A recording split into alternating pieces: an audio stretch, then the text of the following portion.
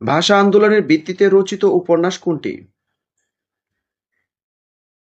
ভাষা আন্দোলনের ভিত্তিতে রচিত উপন্যাস আরেক ফাল্গুন, জহির রায়হানের লেখা। কেন্দ্রীয় শহীদ মিনারের স্থপতি কে? কেন্দ্রীয় শহীদ মিনারের স্থপতি হামিদুর রহমান। নিচের কোনটি মুক্তিযুদ্ধের ১ নং সেক্টর ছিল?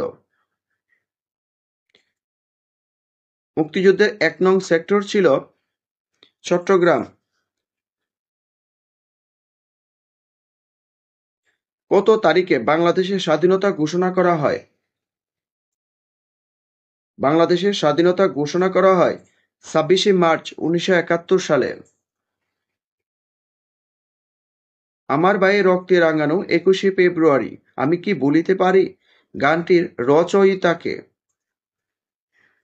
গানটির রচয়িতা আব্দুল গাফফার চৌধুরী।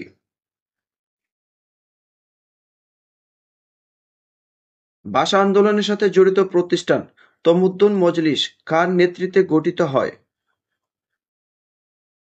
তমুদ্দুন মজলিস গঠিত হয় অধ্যাপক আবুল কাশেম এর নেতৃত্বে। স্বাধীনতা যুদ্ধে অবদানের জন্য বীর প্রতীক উপাধি লাভ করে কতজন? স্বাধীনতা যুদ্ধে অবদানের জন্য বীর প্রতীক খেতাবপ্রাপ্ত মুক্তিযোদ্ধা ৪২৬ জন। মুজিবনগর সরকারের অর্থমন্ত্রী কে ছিলেন?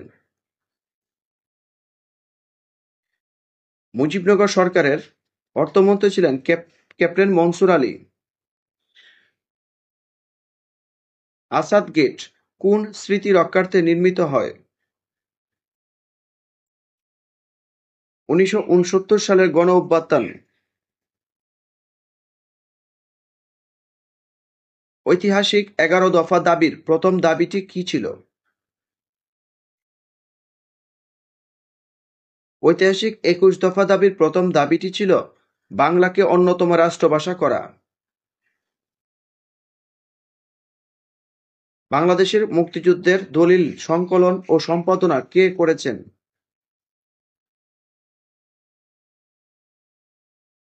হাসান হাফিজুর রহমান।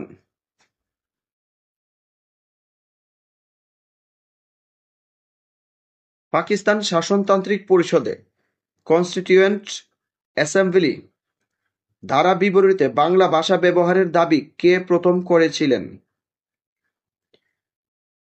ধীরেন্দ্রনাথ দত্ত।